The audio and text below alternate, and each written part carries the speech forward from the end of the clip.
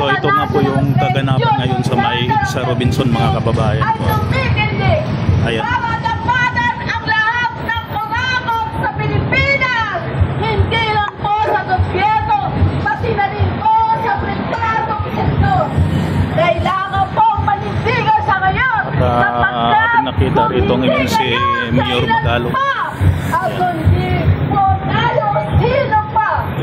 Kung sa inamin, Sa unahan, mga kababayan ko, mayroong ibang grupo doon. Pilipinas, kayo po ay sigurado ang aming chat. Kurakan! Managon! Managon! Kurakan! Managon!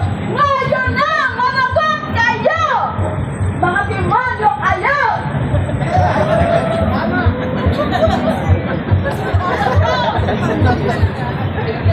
Yes. Baka meron po gustong magpahayag ng kanilang maalap na damdamin, pagbibigay po ng kanilang, dito nyo po ipahayag yung inyong galit, yung inyong pagkadismaya, dahil ito pong pagtulong